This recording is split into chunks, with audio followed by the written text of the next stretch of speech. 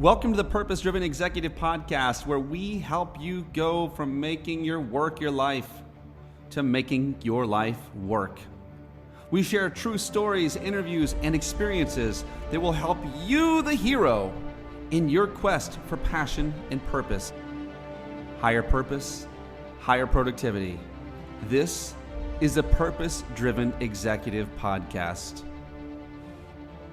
All right, those people of powerful purpose, people who are not driven just by what they need to put in their mouth. You're not an empty suit. You're actually out there making it happen, and you're doing good things along the way. You are balancing productivity with purpose. Welcome to the show, and you're going to absolutely fall in love with this guy that you're about to hear.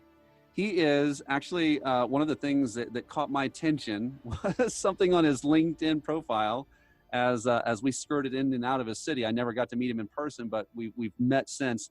But we'll just call him he's a light shiner, a do-gooder, a never say never. It is Adam Miles. Adam, welcome to the show, my friend. Hey, thanks very much, Donnie. Great to be here. That's proper English, right? Hey, I don't know. Did I do it right or wrong? That'll work. That's right. Never say right. never. Yeah, I think you get it. Yeah. We probably do need to run this through the copywriter, podcast people. Maybe they can help us out a little bit. Whatever, it's fine. Yeah. Talk to us, man, because so we were in, and I regret that we didn't get to meet you as we were going through the Salt Lake City area, but that's where you're at right now.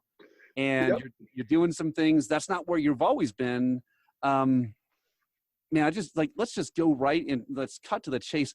The Sure. beautiful thing that you're doing right now that's brought you to and from different countries. Can you tell us a little bit about this awesome project you're doing, Adam?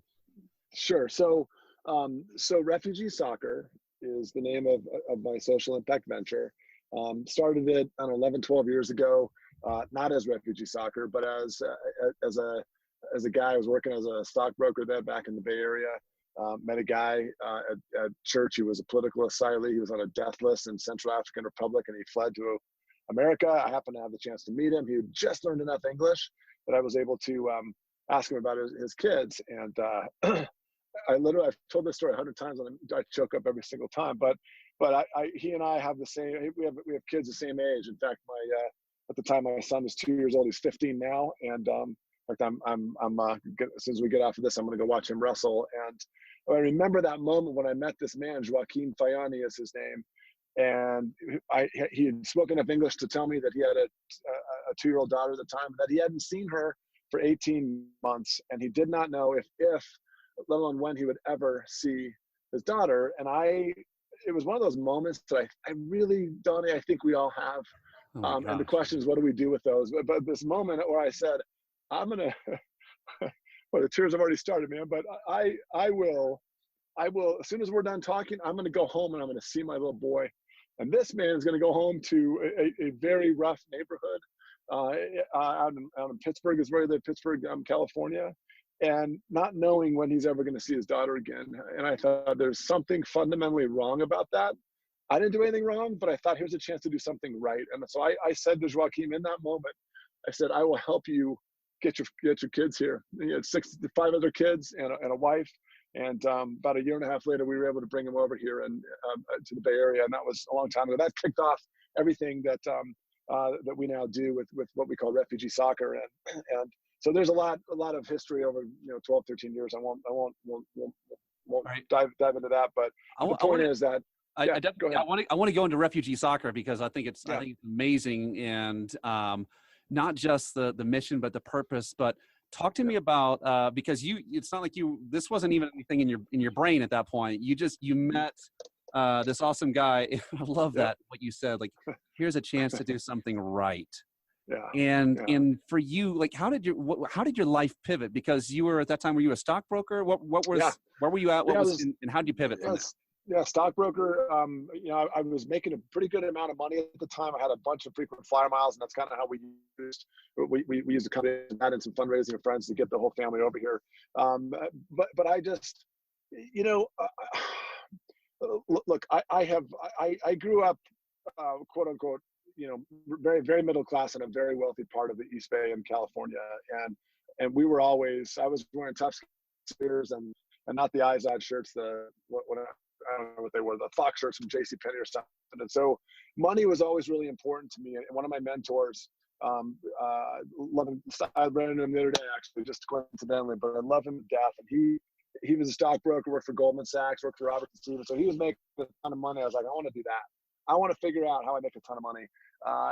And so I eventually got into Wall Street.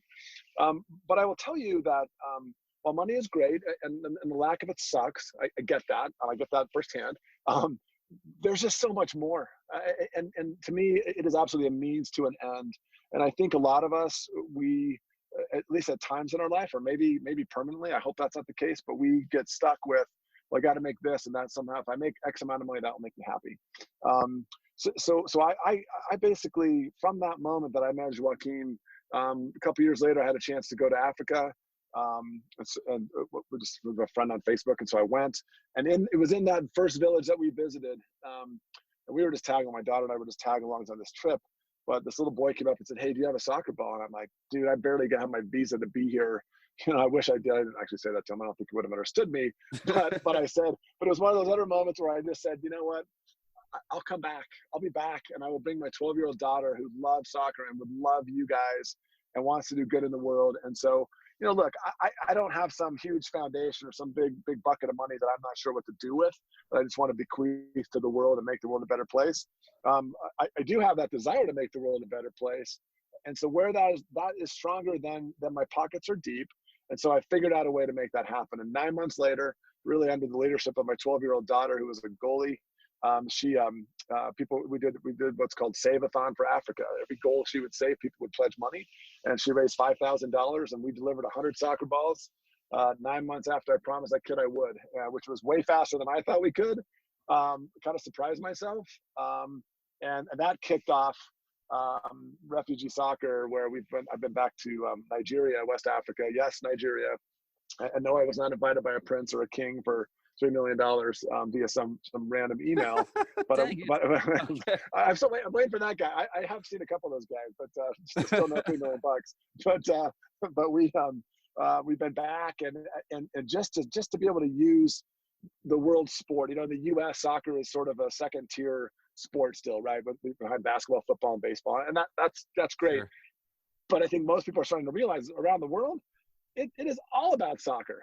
I mean, football is football, right? It's not American football. It's soccer. There's no such thing as soccer.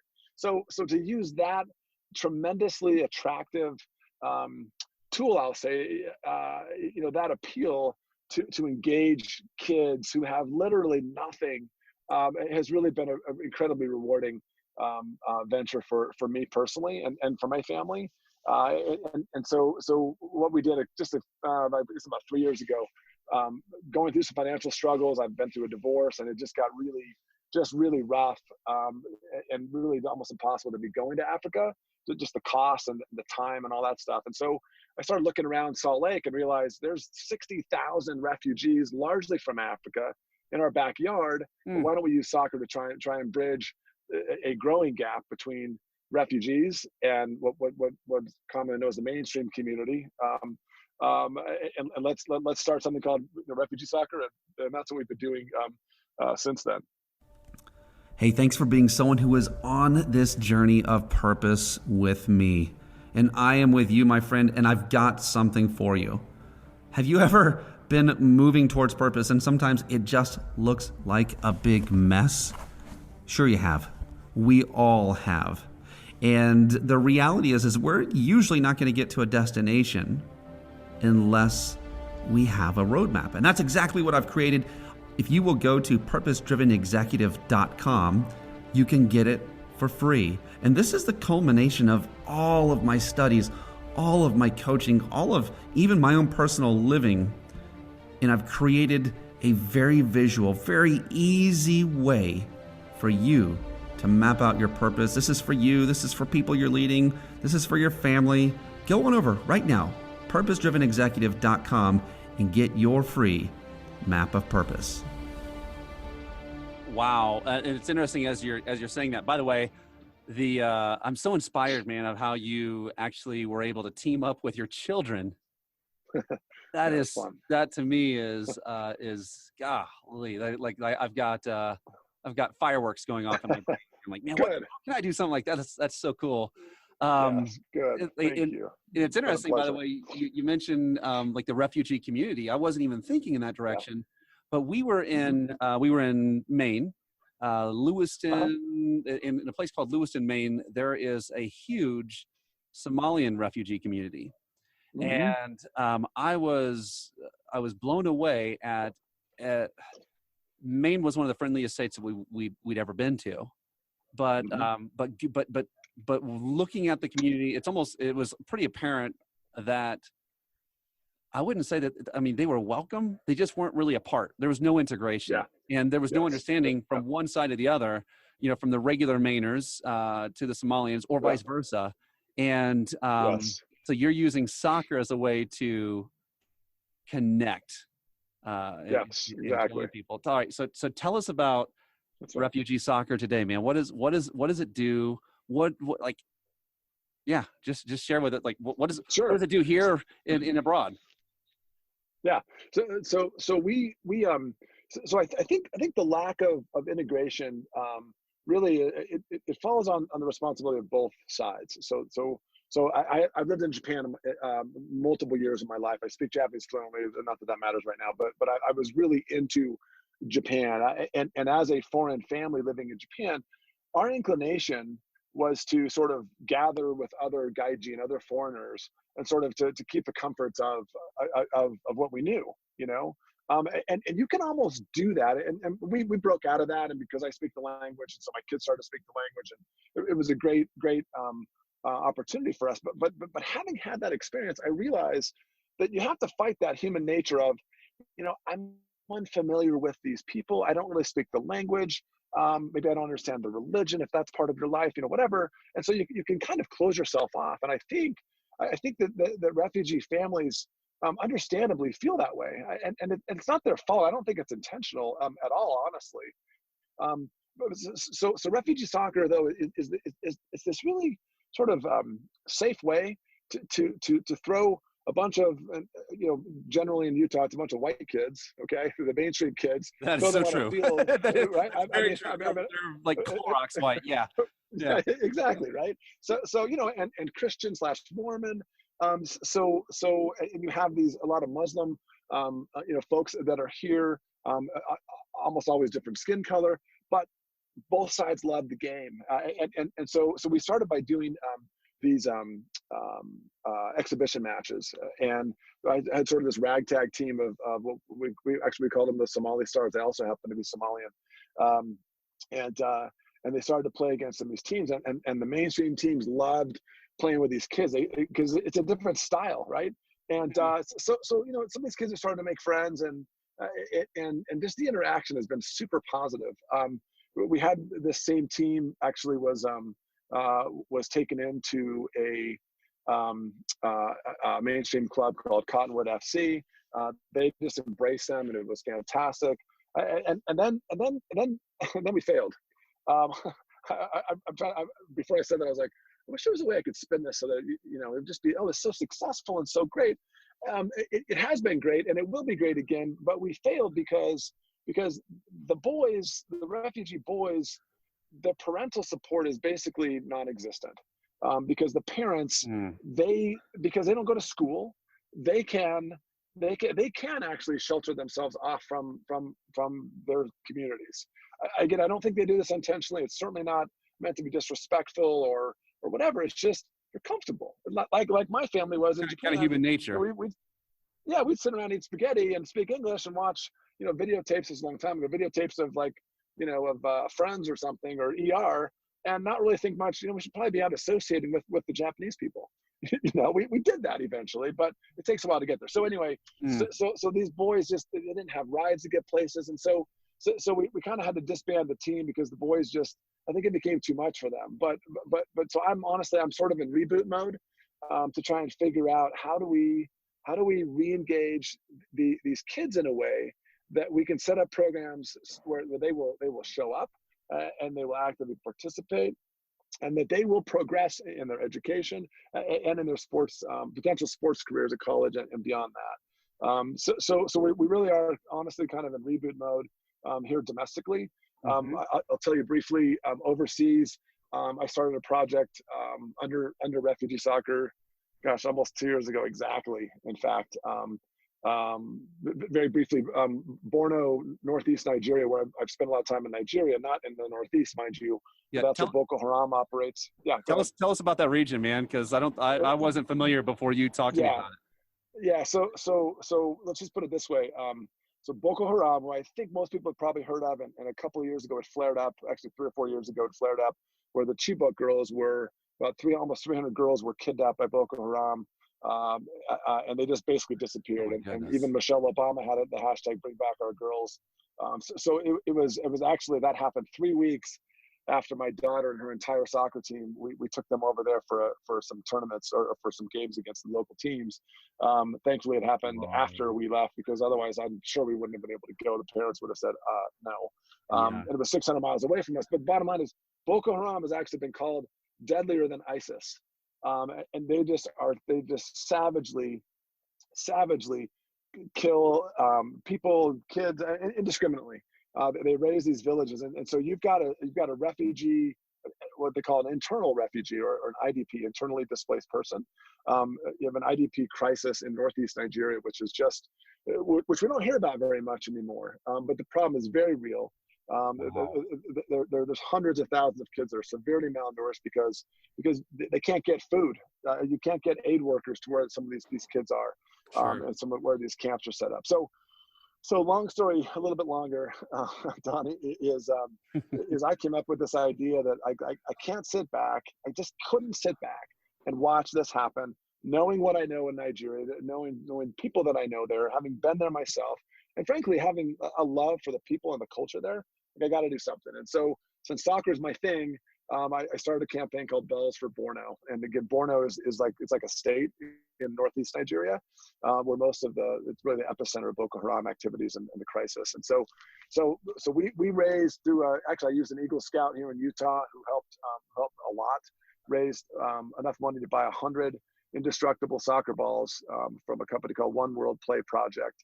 You may have seen them. They're kind of UN blue color. I mean, you can run a car over them and they re-inflate. There's no, it's this awesome plastic mold technology that actually was underwritten by Sting, the artist Sting, in fact. So I love the guy that started the company.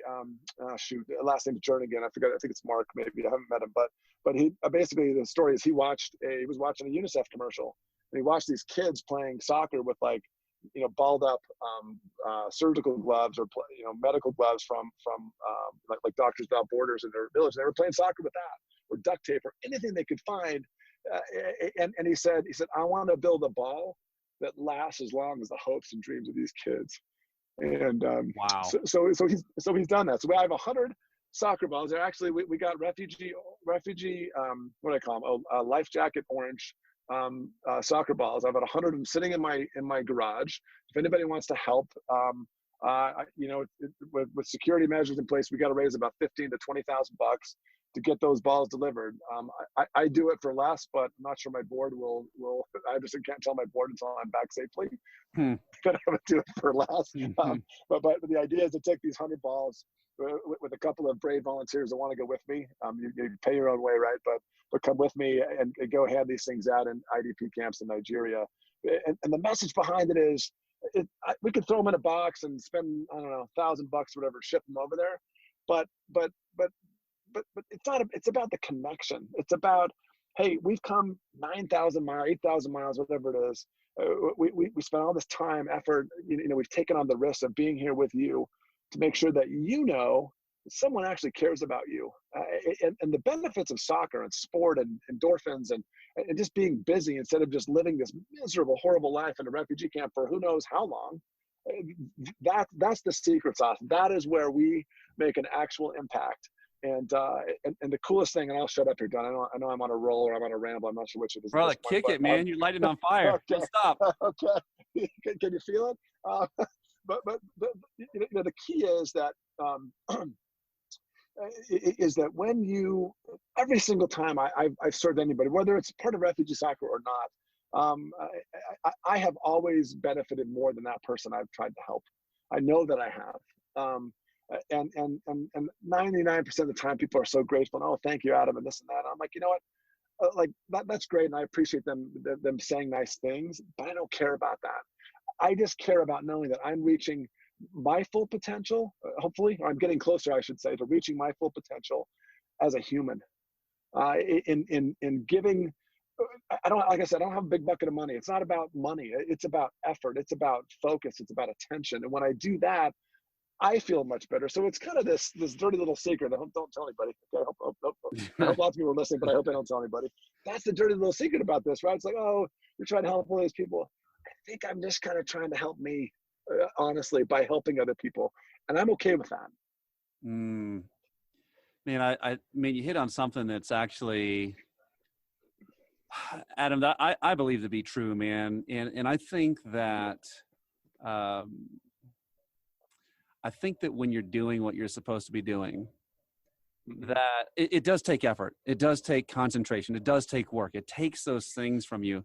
But the interesting thing is in my mind, it's the only type of work where you can do something and you end up filled up in the process, right? Like when you're giving from your gift, and it's interesting because I I believe that we all were endowed with certain gifts and in certain talents, Yes. certain things we're supposed to be using. And in one of those things that I'm hearing from you is really just that attitude of like, someone had to do it. It's just like, I saw a need. I wanted to feel a need, and your heart said, do it. And you did it. And the interesting thing is, man, like Adam, I believe that's where heaven meets earth. I mean, I believe that's where it's like, almost like you're a conduit between God and people, right? It's like, that's how that whole thing works. That's how this whole thing is supposed to work, is that we're on a journey. All of us are on a journey, and we all need help getting there. And so along comes this 6 foot something white guy with a bag full of soccer balls, and he doesn't just ship them there, right? He says, no, man, and I love the fact that you deliberately, like, there's this love message that goes along with this too. It's not just like, hey, here's some balls, go play. Exactly. Which is right. And Christmas time is coming. A lot of people might do that with with toys. Here's your toys, kid. Yeah. Shut up, leave me alone. Yep. Exactly. But it's like, no, I love you. I care for you. I want to connect with you. And there's something of value that happens when we're willing to slow down and do that and invest the $20,000 or whatever it takes to get to, this crazy military zone. That's right. Dude, I love it, man. This is touching. And if anyone's not feeling this, they need to be resuscitated. This is good stuff. They need to come with me. If they're not feeling it, they need to come with me, and I promise they'll feel it. I promise. Talk to me a little bit about the power of play, because it's not like you're sending them IMAX, right? You're sending what do you believe about the power of play, and how do you think that actually can translate to let's put it in a corporate environment or a sales environment or a family? Talk to me about that. Well, just I'm pretty sure. Ironically, as I said, soccer is sort of the second tier sport on a professional level, but pretty much every kid I have ever known plays soccer as a kid. It's super easy. Everybody throws their kid into it, and then they move on to something else, and that's swell. But so I think it's clear the benefits of teamwork, of effort, of relying on your team, and also being able to be reliable, of taking risks, of losing, and being like, crap, like am I going to let this keep me down, or am I going to try that much harder next time, and adjusting your approach to the game, which is really the same thing as adjusting your approach to life. We're all going to lose. We're all going to score an own goal, right? So to speak, or we're going to get injured while we're playing, and things like that. And so just that whole element of hard work. These kids are playing for fun for sure, but they take it very, very seriously. As I imagine most people would understand or have seen in the past. So just and the physiological and really emotional benefits of having something to look forward to and then engaging your body in, it is really key. I've talked to some of the refugee kids that are here, in Utah, and asked them about their experience in a refugee camp, and they're like, yeah, well, we kind of have school, but these are often in sort of like war zones, or they're not that far from war zones. They would talk about eating, like we would have. Like he said, we'd have breakfast, and some days we'd have dinner. Depends on if the truck we're able to get through, the UN truck, Wow. and when they got there.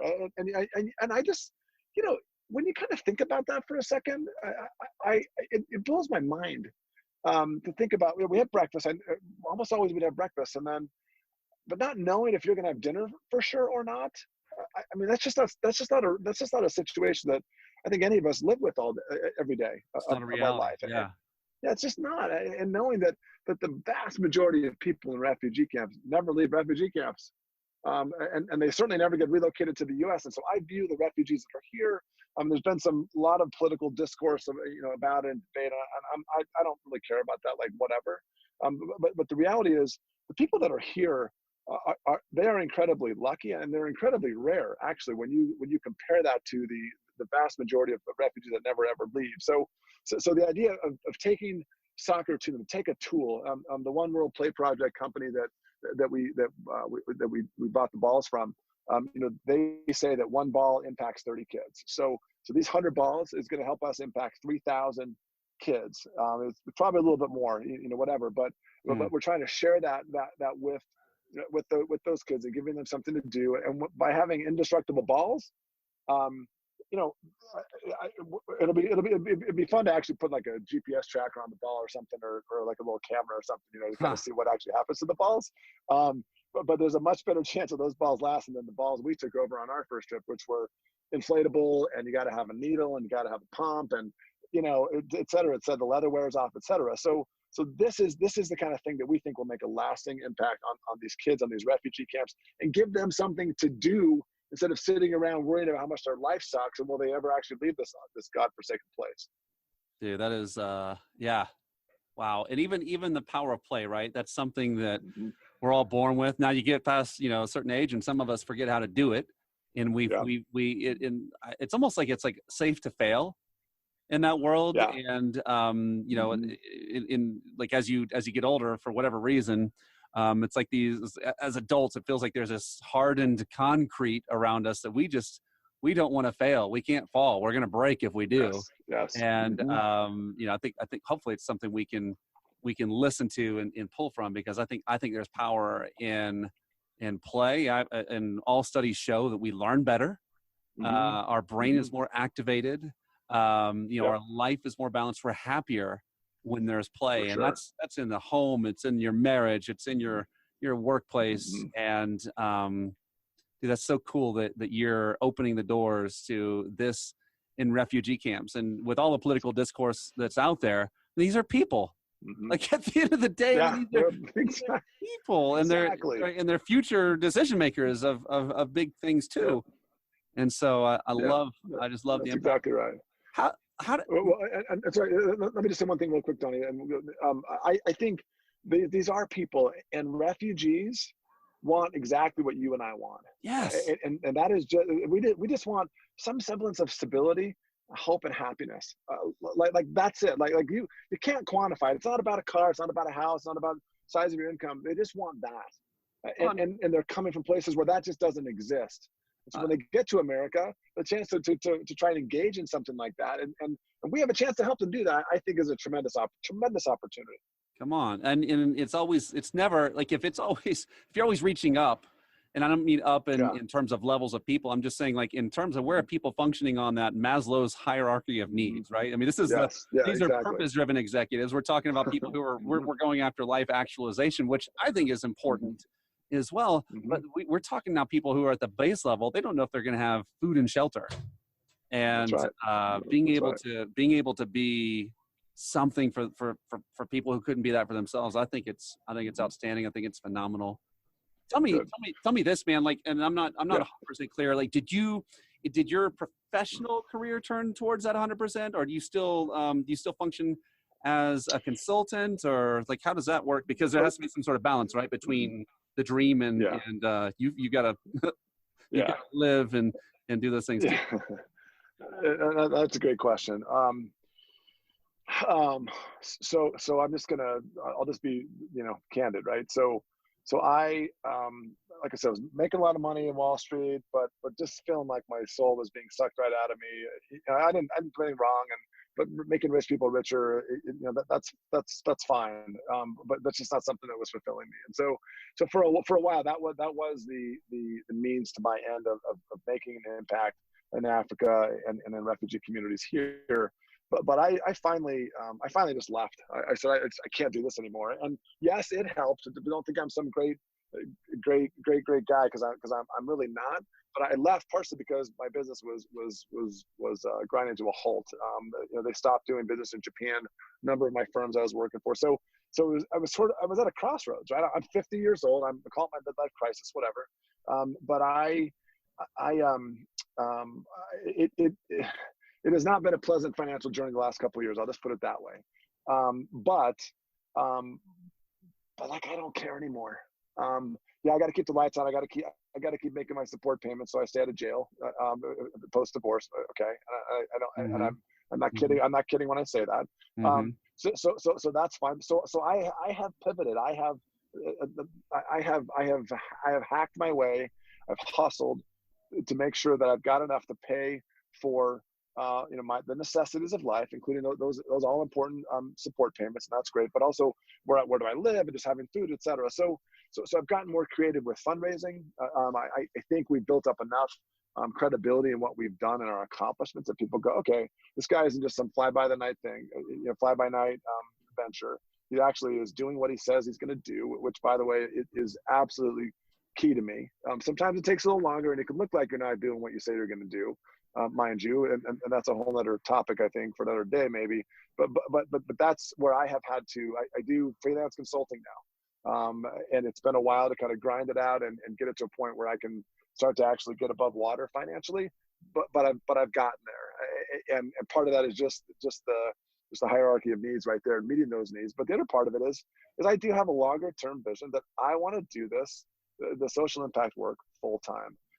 And I think I'm finally getting close. Check back with me in 6 months to a year, Donnie. But I think I'm finally getting close to where I've got enough credibility, enough traction to be able to get, bigger pockets of money, foundations, high net worth individuals, other like-minded entrepreneurs who will back the effort into the future. Where no one ever gets rich off social impact, okay? But if you can at least sustain life by doing good and do well at the same time, that's the holy grail in my mind. I think you and I shared a brief conversation about this. There was a time where my wife and I we read the book, like millions of other people, The 4-Hour Workweek by Tim Ferriss, and the question is what is rich, right? Is it the guy that's making $150,000, working 80 hours a week and having a low quality life? Or is it the person who maybe they're making $60,000 or $30,000, but they're working much less hours, but in the life that they're living is one that they're intending. And that set off a lot of just chain of events for us as a family. But as I look at this and as I'm hearing you, at least I've come to believe, man, that you really. It's like the whole faith without works, or let's just say vision without money. Like I've seen people who have money and who are dead because they have no vision, right? Absolutely. And then there's the people who have vision. If we have vision but no money, right? The vision's doesn't. You're not going to get very far, and so we need both. And it sounds like you've been maneuvering through the world and getting that support. Like I guess like. You're in the real raw moments of that transition from one thing to another. Yeah. I want to know, man, like when do you feel like it's worth it, and when do you feel like it's not? That's a great question. I mentioned the sort of disbanding the Somali Stars team. I was pushing so hard, like, guys, I need you to show up here. I need you to do this. I need you to do that. And they just didn't show up. And I was incredibly just bummed. I was just like, seriously, like, guys, like, I'm putting you in front of a club that will support you and go into the state cup. And if you go to the state cup and I don't even care if you win, scouts are going to look at you. You might have a chance to go play collegiate soccer. which means a scholarship because your parents probably can't pay for you to go to college, right? And that's where it just felt like, God, like what else could I possibly do? And honestly, I blame me for that. I don't blame them for that. I'm the one that should know the path better than they do, right? I'm the local, so to speak. And so that's one area that I've done a lot of sort of introspection on and trying to figure out how can we improve that the next time around, because there will be a next time around. And so there's times I want to curl up in the fetal position, and once in a while I might, but it's not for very long. And if anything, that's just sort of my respite. I'm recharging, I'm plugging in my human phone, so to speak. And then I come back with a higher battery level. I'm like, okay, let's do this thing. And so honestly, it's always worth it. It just is. And I don't know if I'm unusual, if I'm just weird, and there's probably some of that for sure. But I can't quit until I'll be doing this the rest of my life. I know that I will, and I hope that I'm getting smarter about it. I'm sure that I am. I'm determined to make this thing work, and that means to have hundreds of kids in our refugee soccer program. Frankly, it's thousands around the country engaging, where mainstream kids and parents, for that matter, are learning just as much from the refugee kids and their stories as the refugees might be learning and benefiting from interacting with the mainstream kids and community. Love it. Adam, tell me this, man. If someone wants, let's just say, man, you're striking a chord of someone who's listening.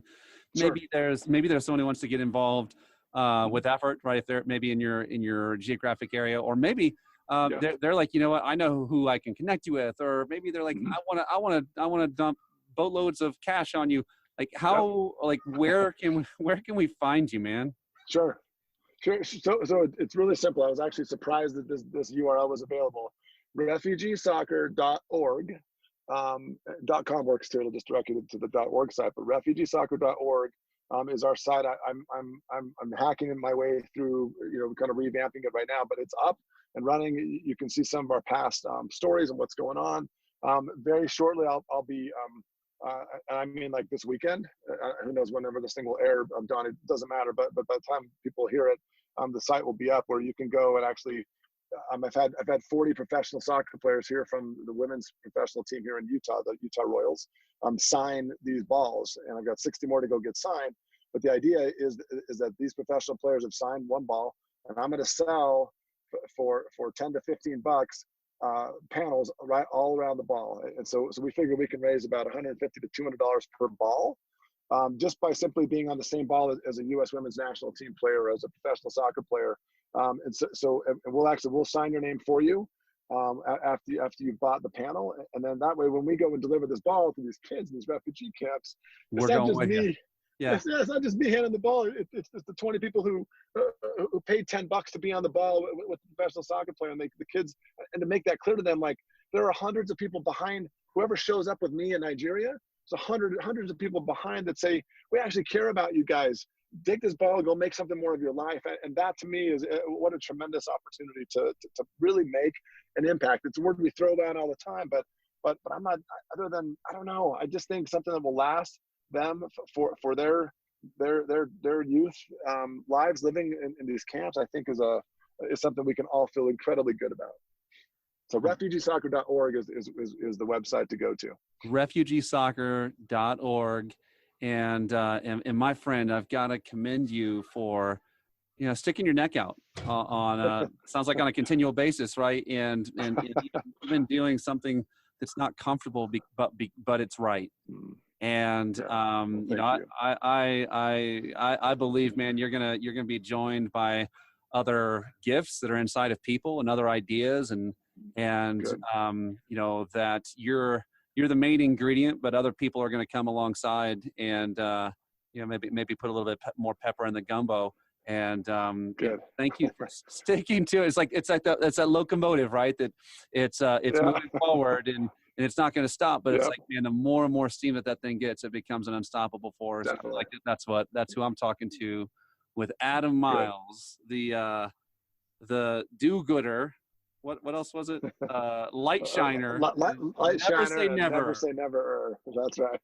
Awesome, man. Right. Love it. Thank you for being with us, guys. Check him out. Check him out on LinkedIn. And Adam, thank you so much, man. You have you've brightened my day and made me a better man for being with you today. Thank you so much. Well, thanks so much. Thanks, Donnie. Take care.